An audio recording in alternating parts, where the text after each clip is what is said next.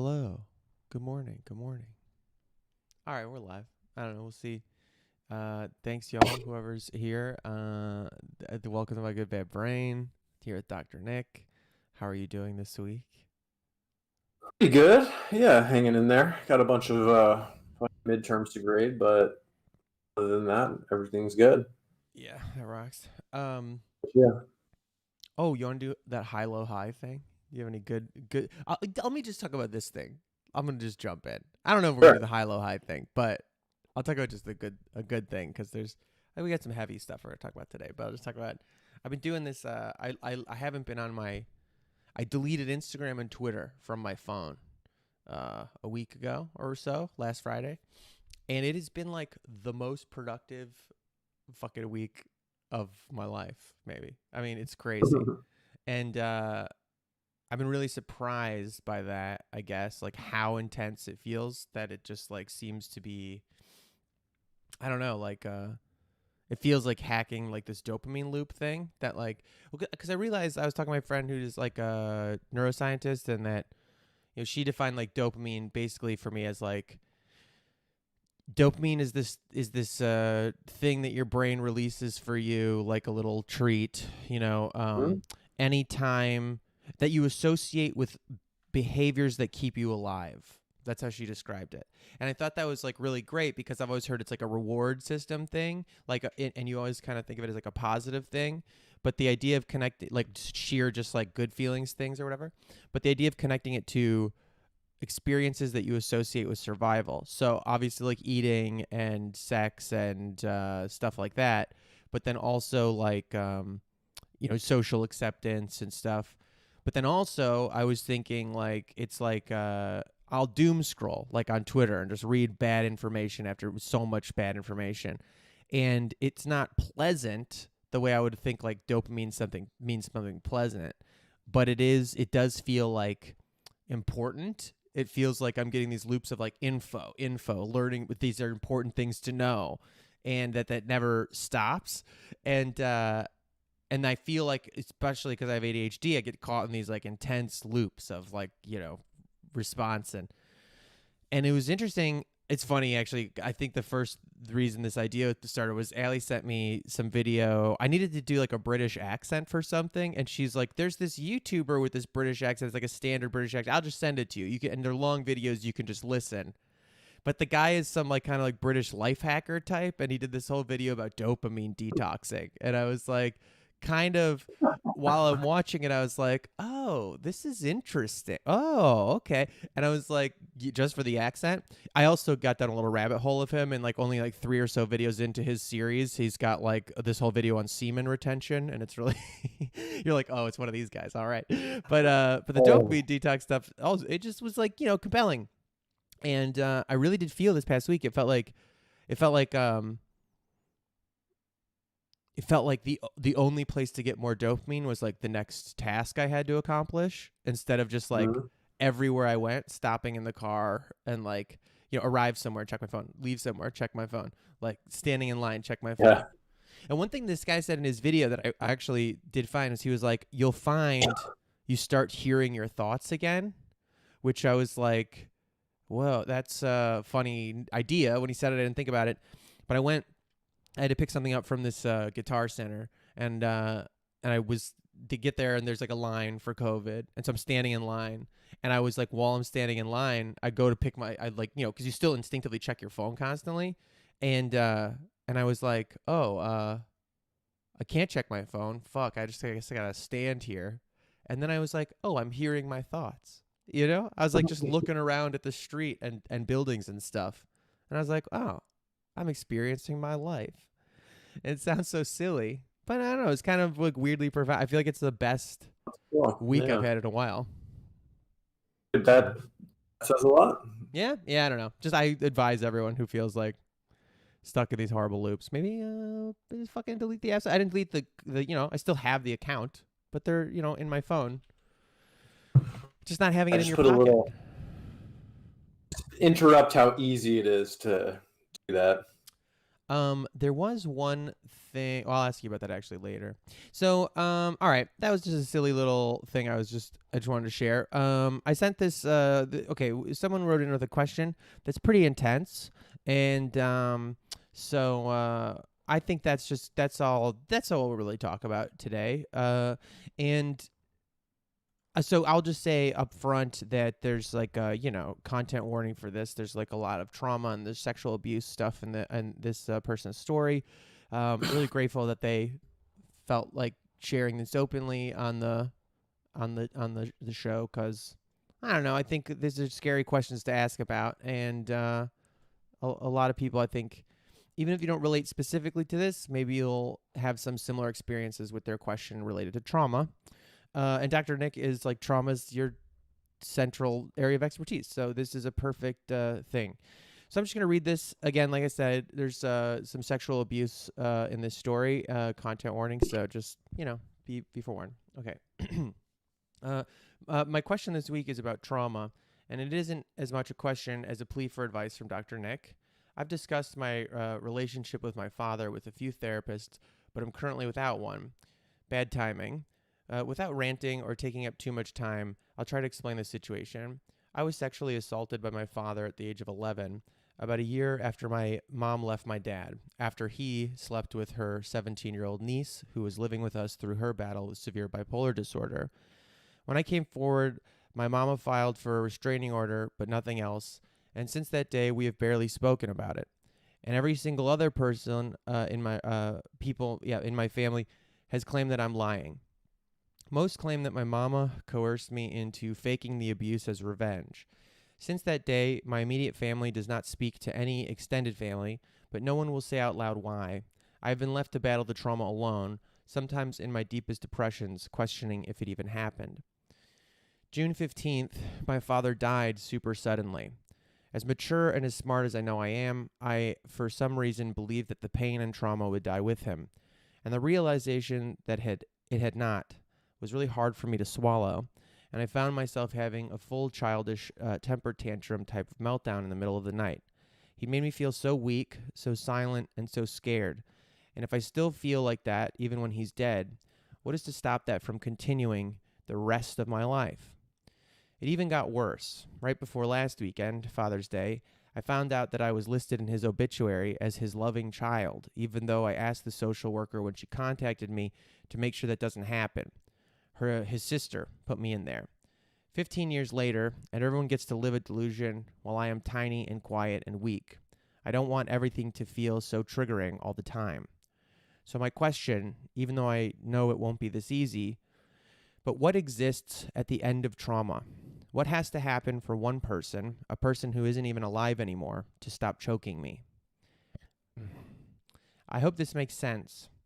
Thank you for your time. I appreciate you both on this podcast. I hope that others can benefit from this conversation. Thanks for sharing that. That's a really tough story. I'm going to share. Yeah, it's fucking horrible. I mean, really appreciate this person asking about this. It's a horrible story, and childhood sexual abuse is one of the most horrible things that anyone can go through. And as so often happens, it seems that this is compounded by this sort of conspiracy of silence perpetrated by the family so that they don't have to feel uncomfortable, which is also fucking horrible. And yeah, that unfortunately happens a lot. Sounds like maybe the person's mother is a little bit more validating, but their extended family is, again, in denial to preserve their own false memory of, her father. So I think there's a lot of layers here. There's a lot of layers, and I just want to also make it clear that these types of systemic, deep-seated developmental traumas are not solvable, through advice or a turn of phrase. I know this person knows that, and I'm sure other people know that too. But I think what we can do here is try to maybe give a little context and a little bit of direction, but mostly just instill hope. I think that we can definitely do is instill hope. That's not going to be a substitute for a long journey of processing, skill building, and recovery. I mean, and I think that's what needs to be done. My experience, that's how people kind of recover and build a life that's worth living after going through childhood sexual trauma and the compound trauma of having their family pretend it didn't happen, which again is like really unfortunately common. So I think to start, first with the individual and then kind of move out, I would say is I don't know this person's kind of history and treatment, but it's really critical, and you deserve this, to have a good therapist. And I know that from the question you mentioned, you discussed a few times this experience with therapists, but I think you really need and this may have already happened, so if I'm already telling you things you've done, I'm sorry. I know that's fucking annoying. I think if you haven't had a real evaluation, assessment to determine whether you're suffering from symptoms of PTSD, depression, anxiety, other trauma-related illnesses, I think you need that. You need that, from someone who specializes in good psychological assessment. My guess is that you will have some trauma symptoms. I mean, it's hard to imagine not having them. So in that case, I think you really need a trauma specialist, and that not someone who's just going to kind of talk to you about what happened, but someone who's trained in evidence-based interventions for PTSD and trauma-related illness. And I think my advice is always to start with the treatment that has the highest level of evidence, and then work your way down. I would start there. I know it's very difficult to do that right now. I think when I said that when we talked offline, maybe I can touch base with this person and see if I can help them find some resources. But yeah, I mean, those things need to happen. You got to have like a really good evaluation to figure out, what are the symptoms that are most prominent, and you need to meet with a really well-trained trauma therapist to help you work through the symptoms, the immediate symptoms, if those are going on, like if there are immediate PTSD symptoms like nightmares, experiencing avoidance, psychological behavioral avoidance, your those kind of immediate problems related to processing trauma memories, because we have very good treatment for that. That's kind of one thing, immediate sort of individual level of trauma-related evaluation and treatment piece. Then you have the other side, which is like how to manage this in the context of your family. And that's related, but a little different. And, there's no one-size-fits-all answer.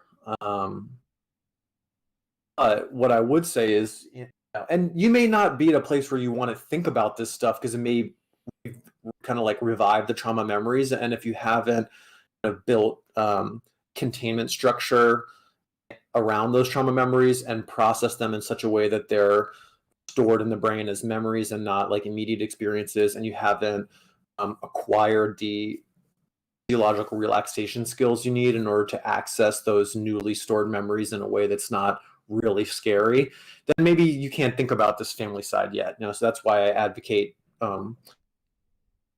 evaluation and treatment for individual level symptoms first. Okay, but do you mind? Let's say that. Can I pause you for a sec? Because I'm curious about that. Sure, yeah. What do you mean when you're saying like recently stored memories? Because they're old memories, right? The theory behind PTSD is that, and this is supported by the evidence, is that when you have so you have this kind of substructure in the brain called the HPA axis and the limbic system, okay? And that's active. And without going too far into the neuroscience, the part of your brain that stores memory, the hippocampus, is right next to the part of your brain that's responsible for like scary feelings, the amygdala. The reason that's the case is because the amygdala activates when you are experiencing fear, danger, horror, because you need to kind of override your physiological system and get the fuck out of there. Okay, so it's responsible for activating your sort of fight or flight network when you're in immediate danger. Problem is, when you have a trauma memory, the memory is stored in such a way that recalling the memory activates that response in the amygdala, that it feels as if the memory is happening right now. it feels as if it's a present moment fear response, because it is, instead of a recalled memory of something that was scary that doesn't provoke the same activation in the amygdala and the limbic system. That's a kind of a gross way of describing it, but it's accurate. So what trauma treatment does is it allows you to store those memories in such a way that they get hit with the date and time tag. So your body knows, and you know, that this is not something I'm experiencing right now. It's unpleasant and terrible and horrible and disgusting, but I'm not in immediate danger right now. These are memories from the past. Right? But if you don't do that, when you recall the memory, your body reacts as if that's happening right now. So the danger response you feel in the body is the response of present moment danger. Does that make sense? Yes. I didn't. Maybe I vaguely knew that, but I didn't really know that. That's very interesting to understand. Yeah. So that's why people who have managed PTSD react to situations as if they are in imminent threat or imminent danger, because that's what their body is telling them to do. Those memories are not stored in a way that your other memories are, where they're kind of filed with a date and time tag that doesn't provoke the same physiological response. Got it. Okay. That's why it's really hard until you get that treatment to like deal with it, because you're immediately put back into fight or flight mode by remembering this trauma experience. Because I do want to hear, I didn't mean to cut you off at all. I want to hear what you're going to say about the family dynamic thing very much. But before you do, what if I'm looking for a trauma specialist? Like, what do I look for? How do I go seek out that kind of I would care? go to, if you go to, you're gonna have to Google around a little bit. I don't have the URL like in my mind, but Edna Foa, who developed prolonged exposure, runs the like anxiety center at Penn. So if you kind of just Google those things, Edna Foa, Penn, anxiety and trauma center, there's a list of all the therapists across the country who are certified by her organization in prolonged exposure. You can find people in your area who are trained in prolonged exposure, and there are other trauma treatments like cognitive processing therapy. MDR also has some evidence, though I think the training is not as like rigorously overseen by a central accrediting body for MDR. That's just my view. Look around and see what seems best to you. But you can find a prolonged exposure therapist, and so that's what I would do. I mean, I was on the list for a while when I was practicing. So, you can find And prolonged exposure, this is interesting. Edna Foe, I've never heard of her. She also does, because it's for anxiety as well, I guess, her special, or well, what she does. So prolonged exposure is not for anxiety, but Edna Foa is an anxiety specialist and trauma specialist. Got it. Trauma used to be under anxiety disorders in the DSM, so that's why the institute's been around for a long time, so that's why it's called that. Now, trauma and stress-related disorders are their own thing, DSM, but they're not. I don't think they're going to go back and change the name of the institute, Yeah, or the do you center. mind? I always think whenever I hear prolonged therapy or prolonged exposure, it sounds really intense and scary to me. Like prolonged It is exposure. intense. Can It you is tell them intense. about it? Yeah. So basically, all trauma therapies are exposure therapies. What exposure is bringing the memory back up into consciousness in a controlled environment that's safe, so that you can learn to habituate the feelings of fear, anxiety, shame that are triggered by that memory, and then you learn to reprocess those emotional experiences in a safe way. And by doing that, you re-encode, because every time you recall a memory, you restore it, right? Every time you bring a memory into consciousness, it gets restored again, right? Which is why memory is not super reliable. Wow. But whenever that memory comes up, you are experiencing those feelings, which you're scared will overwhelm you and destroy you. So you have the experience that, oh, actually, this memory does not destroy me. These feelings do not destroy me. I can cope with these feelings, and then you re-encode that memory.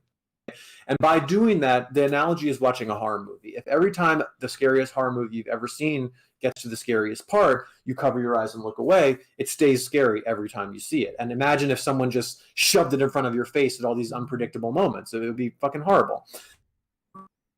But when you re-encode the memory, it's like force yourself to watch that scene over and over and over and over again. It's very unpleasant, but the 1,000th time you see it, it's still unpleasant and you still don't like it, but it doesn't ruin your experience of yourself, doesn't destroy the experience you're having, doesn't terrify you, because you've seen it a million times and you know that you can deal with it, even though it sucks. Wow.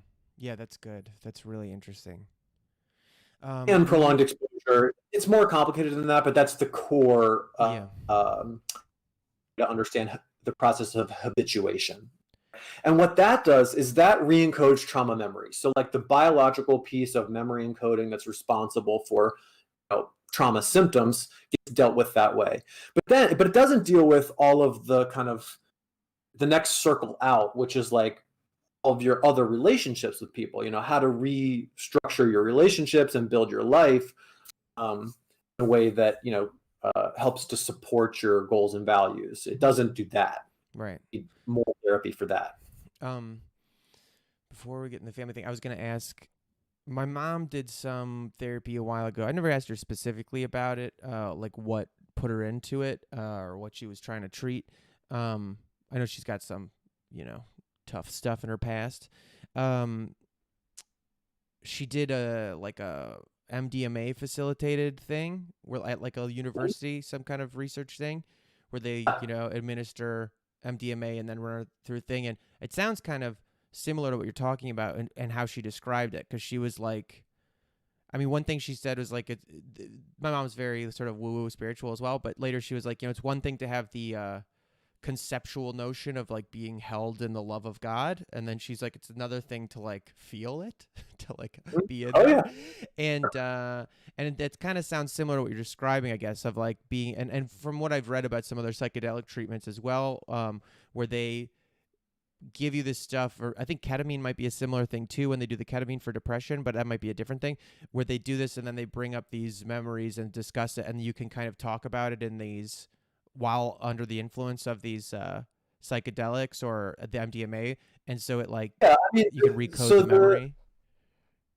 So ketamine treatment for depression is going to be different functionally than PTSD treatment. I mean, very often trauma and depression are comorbid, but usually the depression is secondary to the trauma because the trauma, unprocessed trauma, interferes with your ability to live your life, which can then lead to depression symptoms. Yes. Here's what I'd say: the emerging evidence for like psilocybin or the MDMA, the methyl-oxymethamphetamine treatment, like that, the emerging evidence is very encouraging. At the same time, there isn't the same body of literature and support, and there are just fewer people trained in that because it's literally being studied as we speak. So, as a responsible practitioner, I have to advocate that you first start with the treatment that has the highest standard of evidence and the lowest risk associated, which would be like the talk therapies, often accompanied by medication like antidepressant medication. But these other therapies are emerging, and in 10 years, those might be the frontline therapies. So that's, you kind of have to be an informed consumer a little bit. But well, also with those medication, those therapies involving those compounds also involves therapy, right? Like there's surely some exercises involved. It's not just like, you can't just take drugs at home and be like, I'm fixed.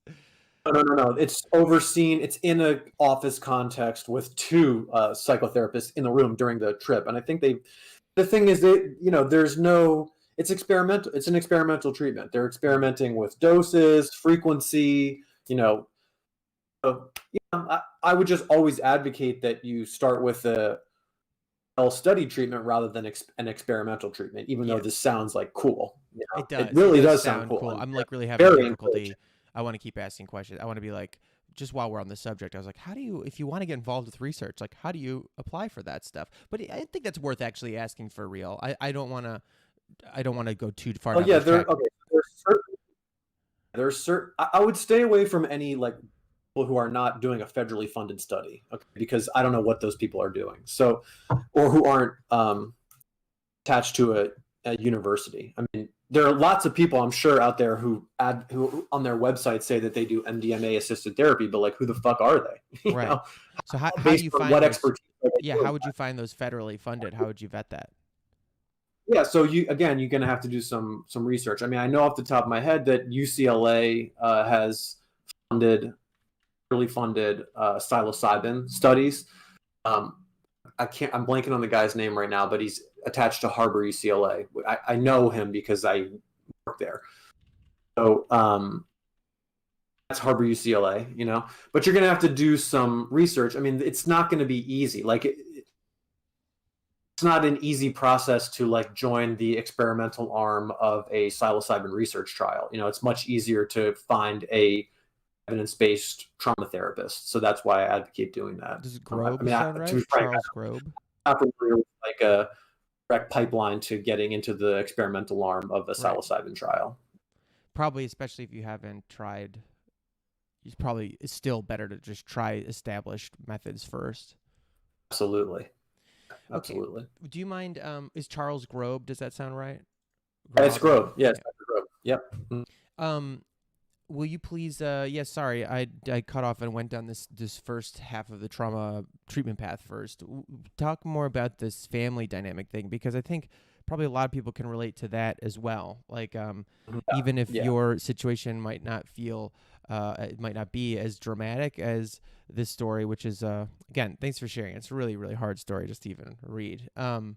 But you know, that family thing of like they want to deny things that happened, or what do you do with all that? Yeah, so again, I don't want to oversimplify. This is not a problem that can be solved in 20 minutes. You know? Of so course. I really want to advocate that this person work with a therapist that they can build a trusting, supportive, and validating relationship with. That's the most important thing, because you're going to need help figuring out the nuances of how to manage this in the family system that you describe. And I am not going to do a good job of without knowing you intimately. I mean, let's just be very clear about that. Will you say that again? Your audio cut out for a second. You're not going to do a good job, and then of whatever you said. It's just not possible to do a good job giving you advice about how to manage the complexities of family interaction with the history that you described. You need to work with a trained therapist with whom you have a validating, trusting, intimate relationship in order to figure out how to navigate that system. And it's going to take time and trial and error. So I'm not going to be able to do that. I can just talk about a couple of principles. Okay. Does that make sense as a preamble? Yes. Okay.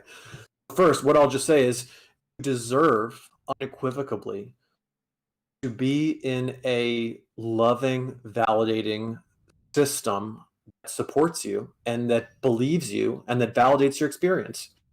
100% deserve that. You should have that, and you shouldn't settle for anything less than that. And until you have that, it's going to be hard for you to be happy. Okay? Period. So, when you have an extended family that doesn't believe you, that thinks you're lying or being manipulated by your mother and invalidates your trauma, the most horrible, deep trauma that one can imagine, that's totally unacceptable. And so if those people are not willing to change, it's very difficult for me to see how you can maintain a relationship with those people.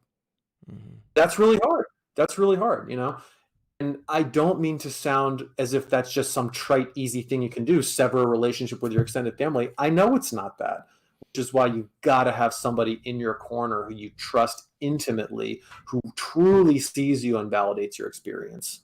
Okay. But I'm just telling you, I cannot conceive of a way that you can have a close relationship with people who don't believe that you were victimized and abused, and who want to instead maintain the fantasy through conspiracy of silence of your father as a good person. If they're so attached to that idea that they can't validate your truth, I don't see how you can have them in your life. Figuring that out for yourself, what that means and how to do that, you're going to need a lot of help with that, because it's really, really fucking hard to do, That's extended family. I think when it comes to mom, it sounds like, you've had a little bit of a conversation with mom about this, and she's really uncomfortable with this. Also, I mean, here's the thing. People may not be emotionally strong enough and have the skills that they need to grapple with this truth. Mm-hmm. They may not be. They may not be able to do that. They may be too limited in their own emotional development and skills to be able to do that. And if that's the case, you're not going to be able to give them those skills against their will. They're going to have to do that work. They have work to do. If they don't want to do their work, to imagine how you can be in a group project together. Yeah.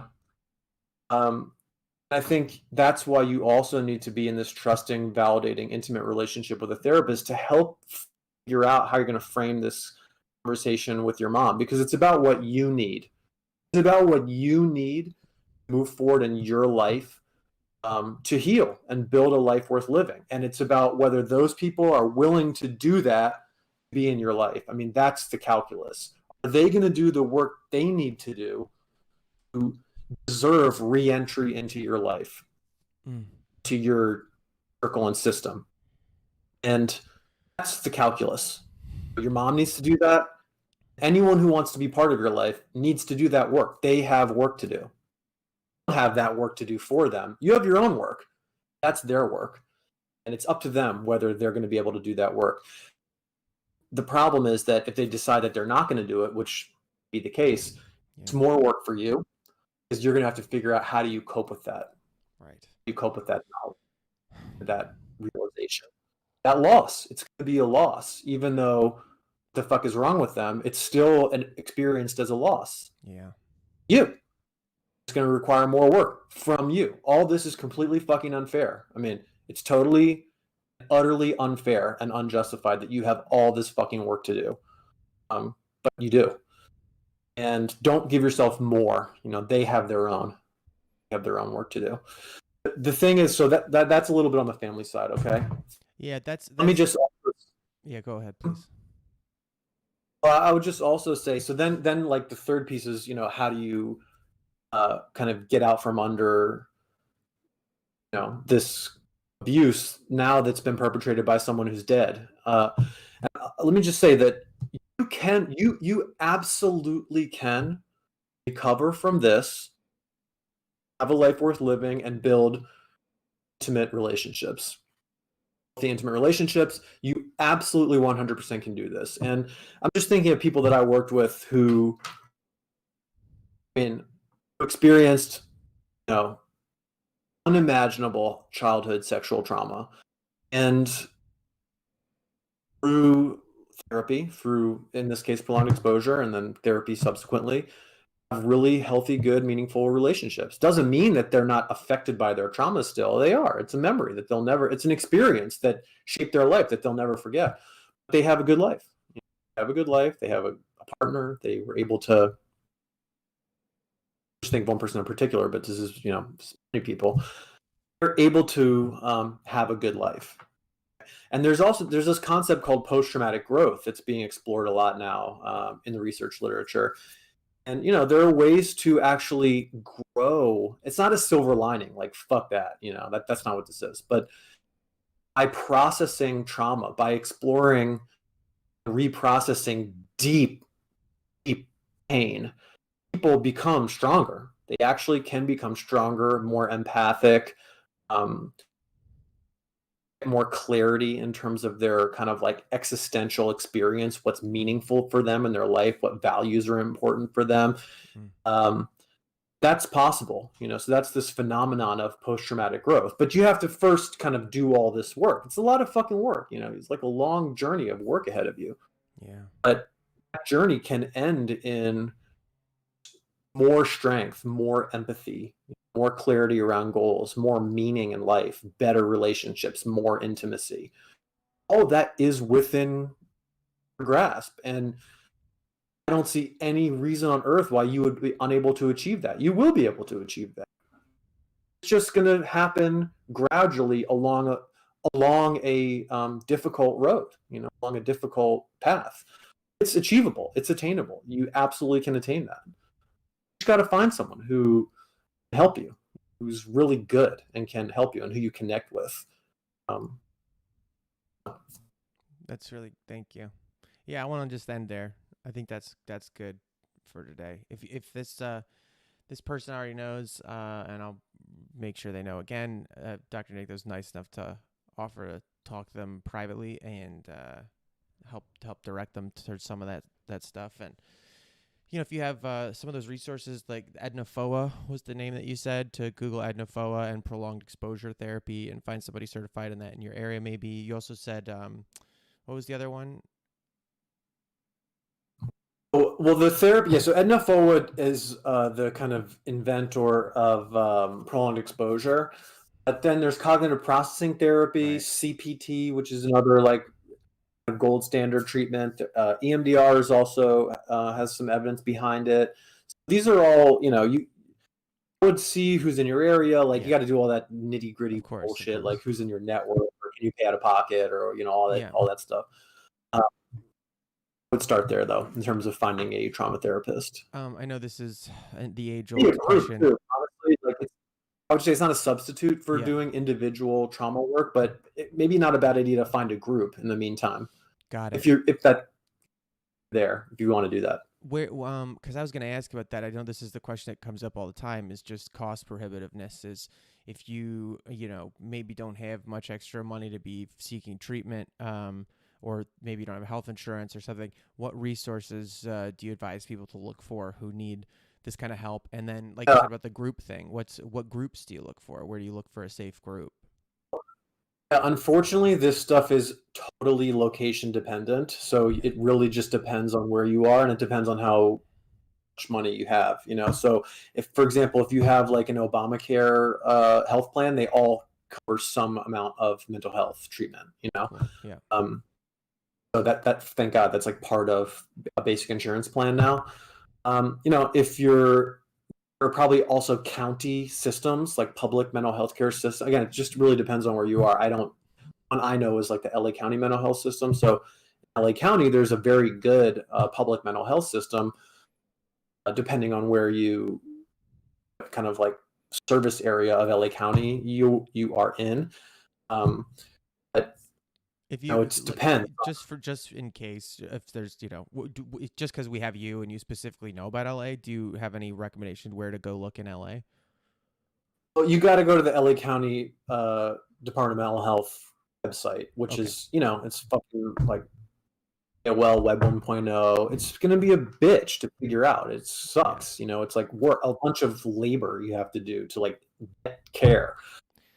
What Once you figure out the like Wait, do you address of think your is it service. really quick? Is it? Do you think if you have like a trusted, I don't know, just in my experience, I feel like it's kind of helpful to enlist people who love you and who you love, like who you trust, And to for a like day, just for that process of finding help, because it's a fucking and for a day, nightmare. get some out, get down in front of the laptop, and plan for like a day at least of going through all this stuff and Mm-hmm. trying to you know, figure out where you're going to go.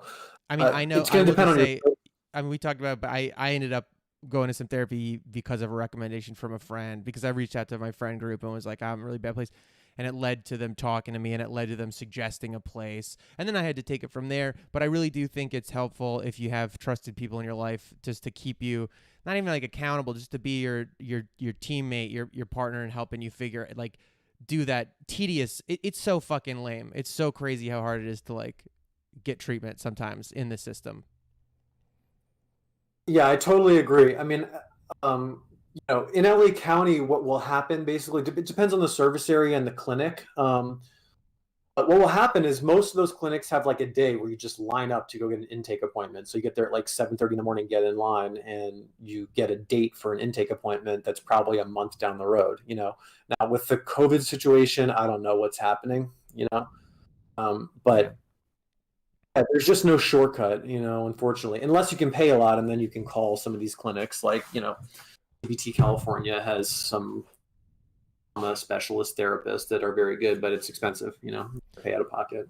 I know we're gonna wrap up here quick, but I want to ask two final questions, just for like actionable, hopefully, advice. One was reiterate, yeah, so the question about the groups again. Like if I was looking, I just want to make sure I get that before we go.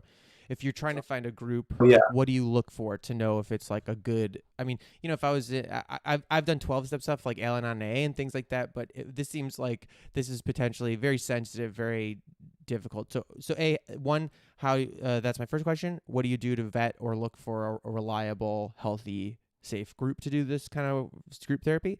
And then the other question I had was, are there any books or like actionable things that you can do on your own, maybe in that lag time between getting into a therapy? Like if you can't, if there is a month before your appointment or something like that. Yeah, I mean, I think the more knowledge, the better. So, the body keeps the score is a good one to read, or like there's one called like Why Don't Zebras Get Ulcers or something like that, that also is good about like how trauma works in the body. And then I would do a lot of physical relaxation training, like deep breathing, progressive muscle relaxation, vigorous exercise, mindfulness meditation, things that teach you how to relax your body. Because that is part of trauma treatment. And if you come in with those skills, it's just going to help you. So again, progressive muscle relaxation, deep breathing, mindfulness meditation, vigorous exercise, things that help the body to relax. Okay. In terms of group, again, it's just going to be very regionally dependent, but you got to kind of unfortunately, like go online and start Googling trauma groups. The indicator should be whether you feel good there. You trust your intuition. If you go in and it feels like, whether it's kind of a peer-led group or a therapist-led group, if you go in and you feel like good vibes, like, oh, these people seem to like be kind and validating and care and knowledgeable, and you feel connected and good, then that might be something to pursue. If you get a bad vibe and you're like, oh shit, this person, I just don't like their vibe, I don't feel like good here, get the fuck out of there. Don't put yourself through that. When it comes to a therapist, having them be trained, especially when you want to work on trauma, is really critical because the modalities are important. But more important than that is someone who you feel trust, who you feel you can trust and who you like. In like big meta-analyses, relationship with the therapist is the largest driver of the outcome. So really important. It's the same for groups. Yeah, that's good. Is there like a resource for looking for groups, like Googling? What would you just look for? Trauma support group or something? What I would do is, like, if it's outside the context of a clinic, because through a clinic is the same process as finding the individual therapist. I don't have off the top of my head one. What I would do personally for me is I would Google like the keywords and then my zip code. Okay, sounds good. All right, well, thanks, Dr. Nick. I really appreciate that, and thank you to the individual who sent that message in. I really, really appreciate you being so open about that. I know, like, it's just I don't know, helpful. It always is. It always is when we share our stories with other people. I think it's really wonderful. And you already know, but reach out if you want. I'll connect you with Dr. Nick, and you guys should chat a little bit. Thanks for doing that, Dr. Nick. Yeah, for sure. All right, y'all. That's it. We're gonna end there. Thank you so much for being here. Self-care, hydrate, be nice to yourself, be well. We'll see you guys next week. Thanks a lot, Dr. Nick, and yeah, take it easy, guys. Talk to you soon. Bye.